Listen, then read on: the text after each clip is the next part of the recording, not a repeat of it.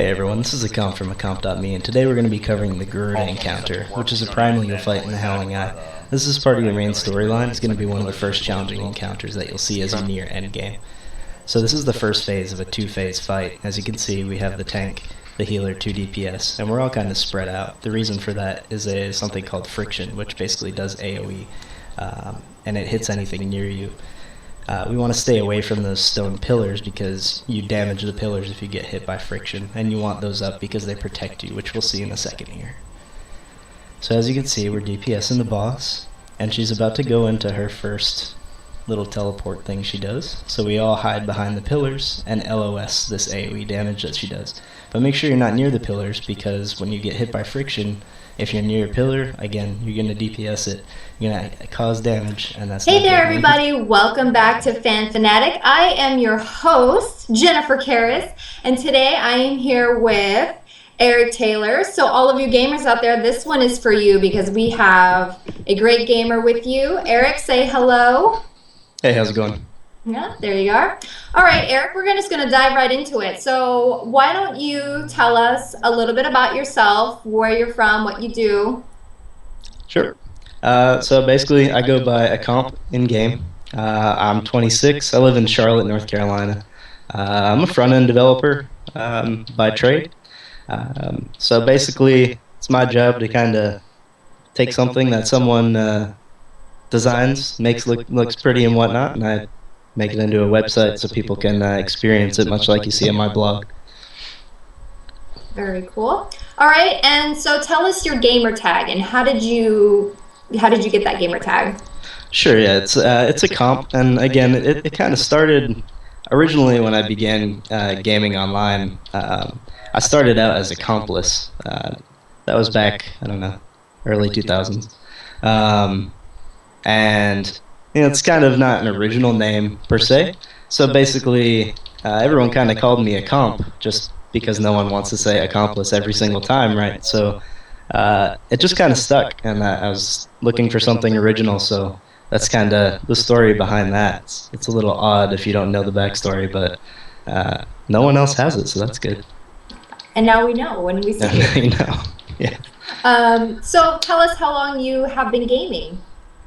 I have been gaming really as long as I can remember. I mean, I was born in '87, so really games have been available for me since the beginning, since day one.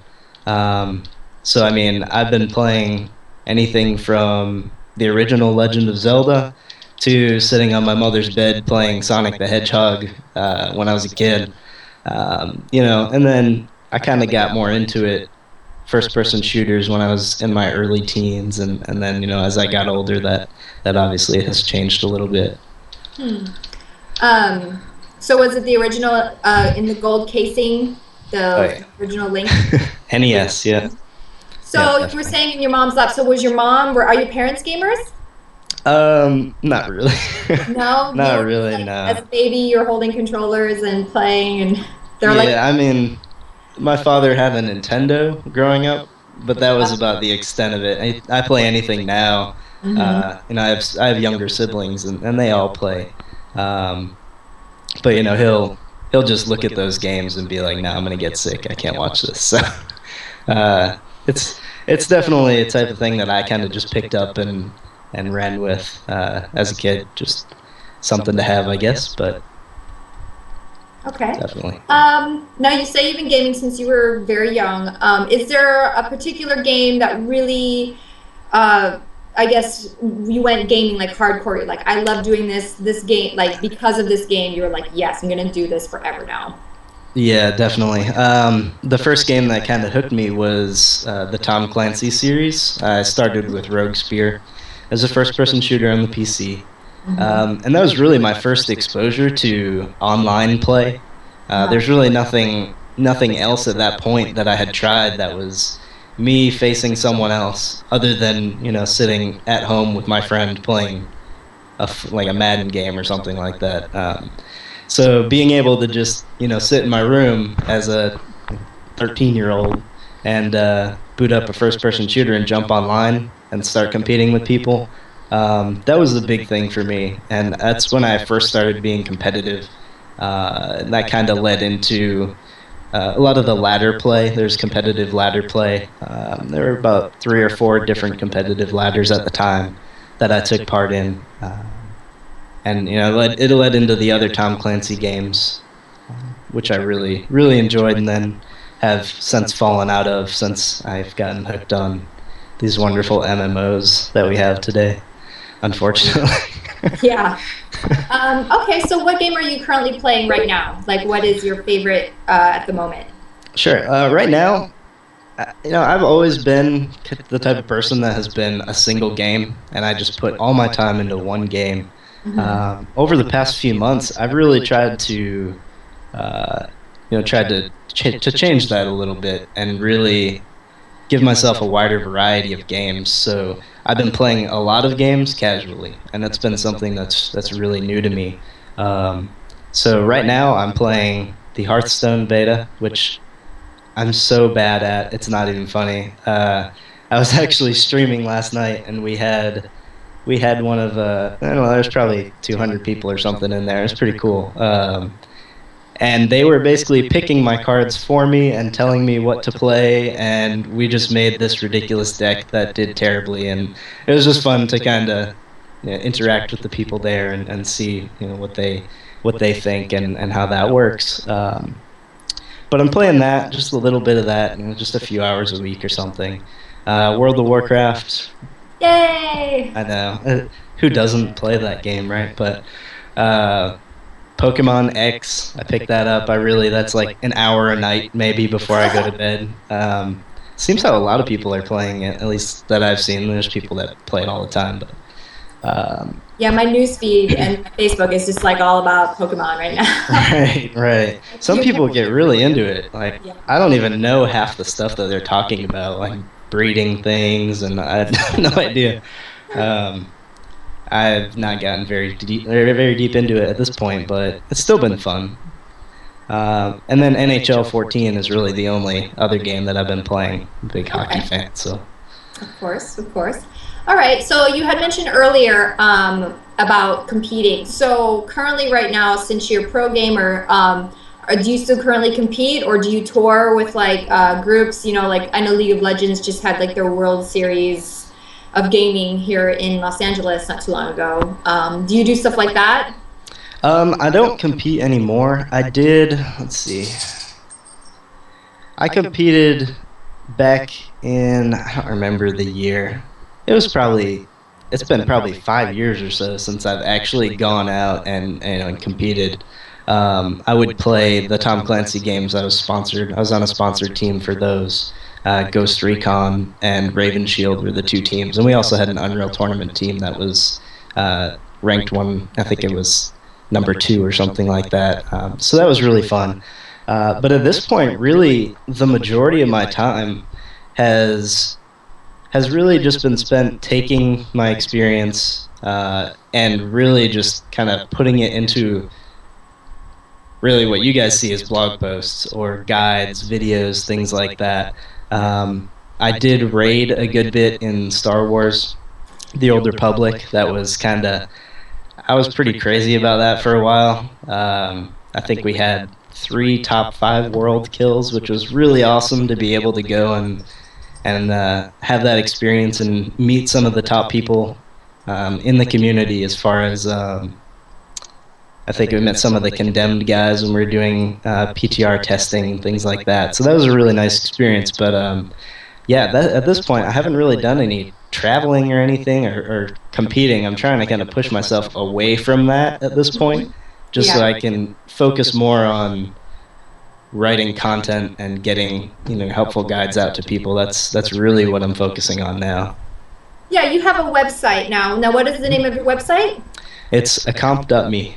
Okay, and tell us about your website and what you do on that website. Sure. So basically, this website, it started out as just an idea for the fact that I was raid leading, and I had to do all this research to essentially make sure that I didn't look stupid when I had 20 people come and say, all right, what do we do?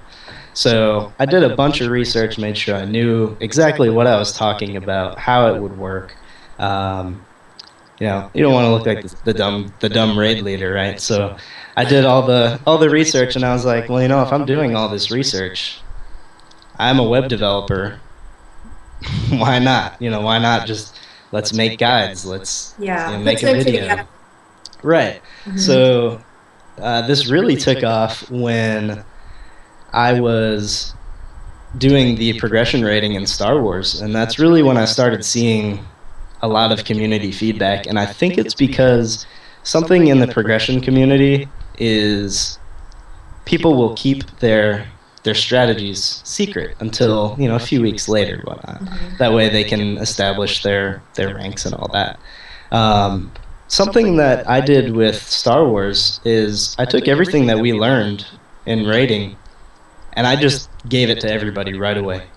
And that was something that it really helped out, I think, a lot with the community. I got a lot of positive feedback as far as people being thankful for having that information available that early and not holding on to it.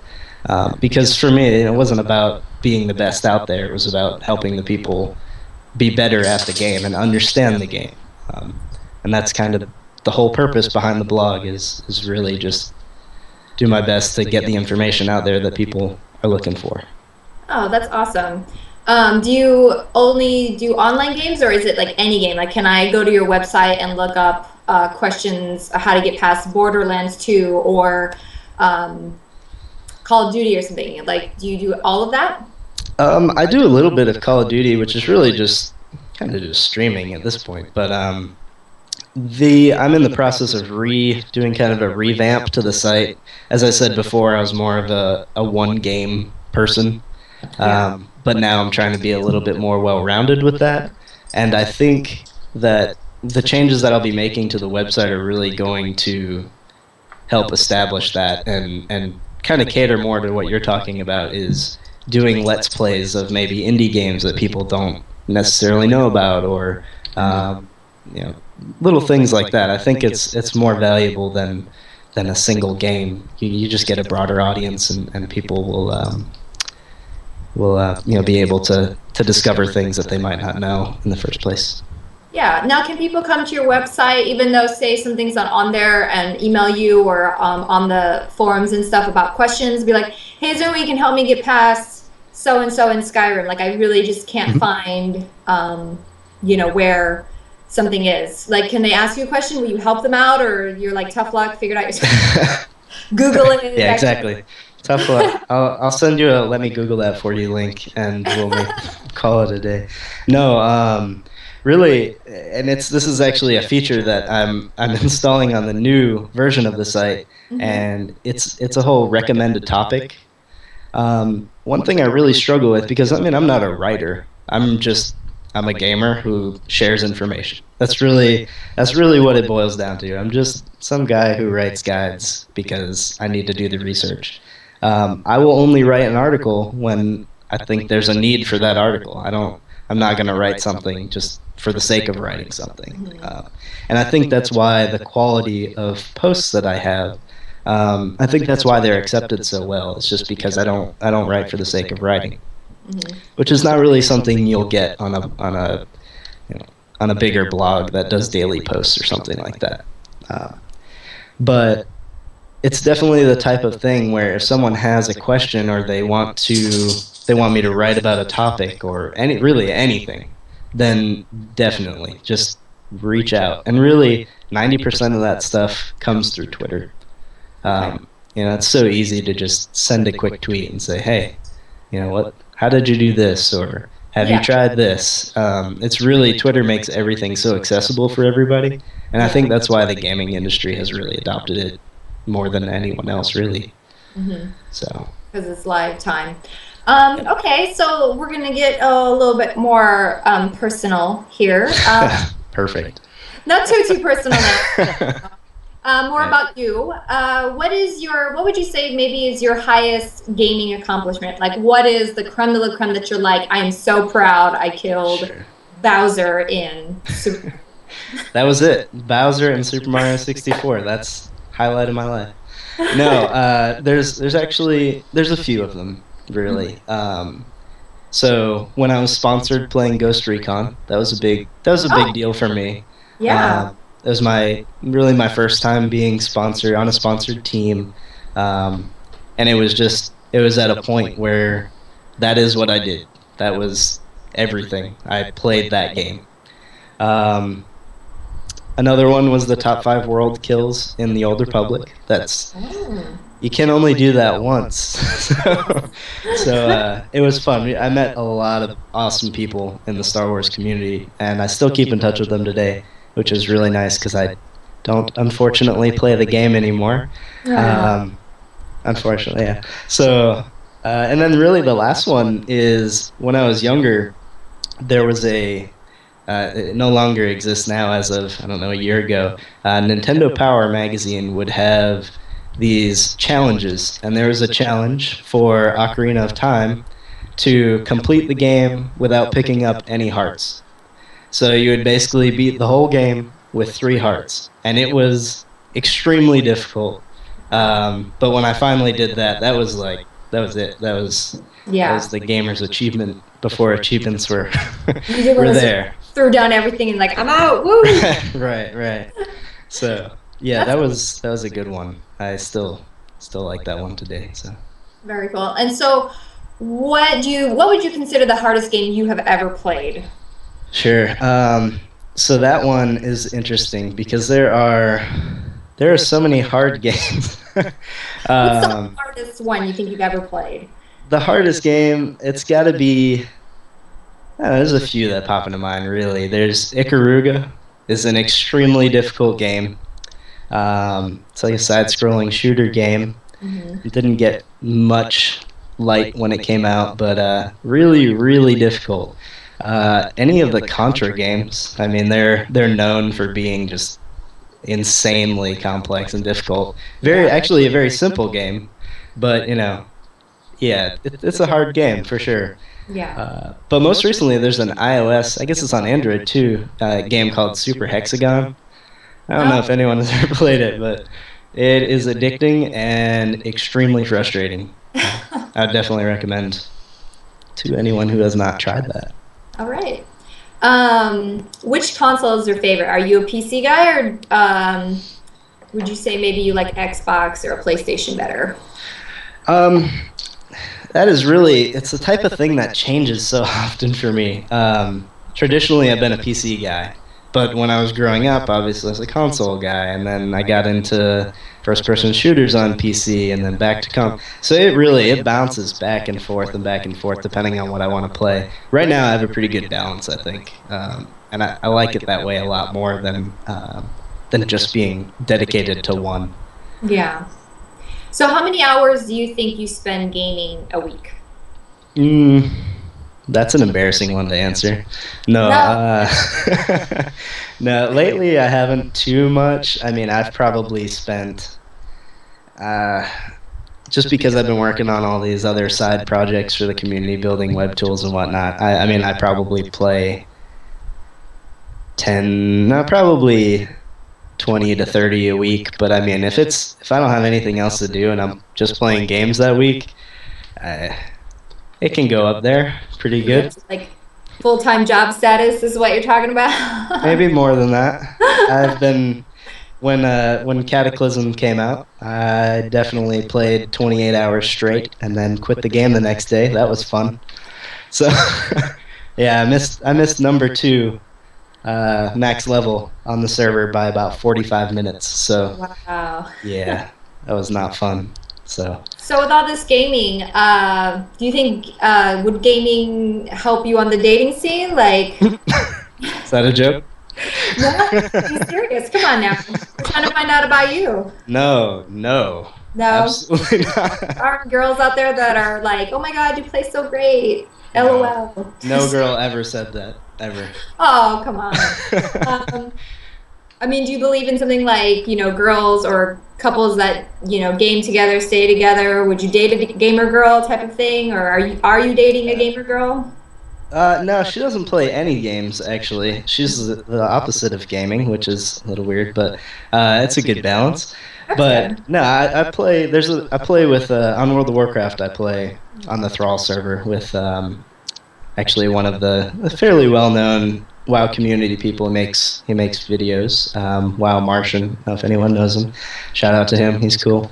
But no, there's a lot of people that I know in WoW that have basically they've either met their spouse on WoW, or they introduced them to WoW and now they play together. There's a lot of that out there, so I think it's definitely something, especially something like WoW, where it's so easy to get into that it's really it's the type of thing where it gives them something to do together. Because if only one person is playing WoW in the relationship, well, yeah, it doesn't work, does it? doesn't end too well. Yeah. I mean, I guess for you then, does your girlfriend want to play? Would you introduce her? Be like, hey, come play, even like say a console game or something, like something fun. She won't touch a controller. Never mind. Never mind play a game. Connect, because I love Connect. They have all those dance games on there, and I game as well. But I'm saying, like, for the girlier side, when I'm throwing like little parties and stuff, girls, they want to play the Wii, or the Connect is really fun because there's no controller and it's just moving your body. I mean, I'll watch her play that. I probably won't. Not for you. not my style, but nah, we play board games. I mean, that's kind of her thing. So. Oh, that's fun. I like board games. Yeah, it's a little break. I stare at a monitor all day at work, and I come home and I stare at a monitor all night playing games. So it's good to go do something, and even if it's just sitting down playing Yahtzee or something like that, make time for things like that for sure. Yeah, and so you said board games. Do you ever play like any kind of tabletop games like D&D, or for you are you strictly just like video games and online? I don't think I'm nerdy enough for the D&D stuff. No, I've tried to play some games like that. I've got friends who are really into Magic and stuff like that. Yeah. But every time I play, they just rock me. So I just don't even play. I try to stick to the digital stuff for sure. Yeah, no problem. So, okay, no Dungeons and Dragons for you. Okay. Nope. So what would you say is like your favorite genre of game? If you only had one game you could ever play, or any type of game you can play only once ever again, what would it be? RPGs. RPGs, definitely, yeah.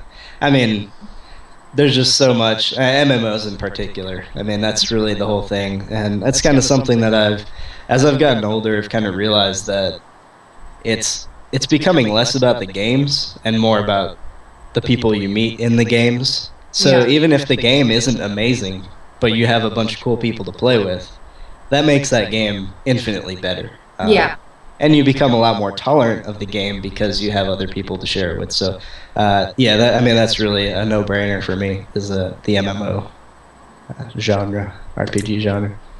Very, very nice. And do you collect any kind of like video game memorabilia, since you're a big gamer type person? Like, do you have like cool things that are limited edition, special edition that come out? I do. Let's see, 2 years ago, I found an old metal Sega display cabinet in the back of an antique shop for $30. Whoa! So I was like, okay, I'll grab that. The praise and see how much. Yeah, I mean, it's awesome. It's got etched glass and everything. $30. I'm like, I'll take it. So I grabbed that, and then from there, I just started putting things into it. And I mean, I used to work at GameStop when I was younger, so I had a lot of grandparents come in with old systems, and we didn't take them. So they're like, oh, well, do you want it? Yeah, I want it. Absolutely. So I grab it, and I mean, I've got an original NES top loader in the original box. Old Game Boys, just a ton of games, things like that. Hopefully soon I'll be able to find a gold N64. I used to have one, and I gave it away. I forgot about those. They're expensive. Those things are expensive now. Maybe more antique shopping for you, huh? You never know. Right. Exactly. Okay, and we're almost finished here, but I have one last question for you. It's my favorite question that I like to ask everybody. And it is, if there is a video game character, is there a video game character that you would have a secret crush on? That's an awkward question. Yeah. Mine, so it's not so awkward. Mine was Drake from Uncharted. I always think, ooh, he's, the dark and mysterious, kind of very Tomb Raider-like. Right. So he was a very sexy character. So who would maybe be your secret crush? Does Extreme Beach Volleyball count? Sure. That's my favorite. We'll go with that. That's it. Oh, very cool. Very cool. Well, Eric, unfortunately, your time's up. You've been so great. Thank you so much. Can you please tell everybody any upcoming projects you have and any social media that we can stalk you on? Sure. Yeah. So basically right now I'm kind of in the process of building this gaming network, and we've got a few sites up on it already. Various UI sites, warcraftui.com and xivui.com, as well as the comp.me and arrstatus.com for the Final Fantasy community. So basically we're trying to build these web tools for the community to really help them get the information they want without too much clutter. Accessibility is a big thing, so that's what we're trying to push. We want you to be able to get the good information really easily without having to deal with a bunch of crap, which is a lot. That's a lot of what you get when you get and deal with these bigger sites. So we're trying to make sure that we stay focused on getting that information to the community, and that's taken up a lot of my time lately. So hopefully in the next 6 months or so, you guys will see some pretty awesome tools for the community and ways to share information and things like that. So there's a lot of cool things being built right now. As far as following me, I am pretty much everywhere. Twitter, Twitch, I'm on YouTube. You can check all those links on accomp.me. There's links to everything, but it's pretty much any social network / accomp, and you can follow me there. Definitely open to any questions, comments, anything like that. So feel free to shoot them my way. Yeah, go over and check him out. Eric Taylor, thank you so much for being on Fan Fanatic today. You've been great and wonderful. I am your host, Jennifer Kairis, and hopefully we will see you all next Tuesday for the next episode of Fan Fanatic. You can follow me on my Facebook page, Jennifer Kairis Cosplay, or on Twitter as well at Elven Huntress. And right now, my project coming up is Warrior Showdown, and I need everyone to go out and vote. Go to warriorshowdown.com. I play the Elven Huntress. You click vote, and you have to go through all of them and hit submit. I would really appreciate all of your help because I want to win this. A girl needs to win this round. So please go out there and help me out. All right. Thank you guys so much for watching, and we'll see you next week. Thank you, guys. Thank you, Eric. Thank you.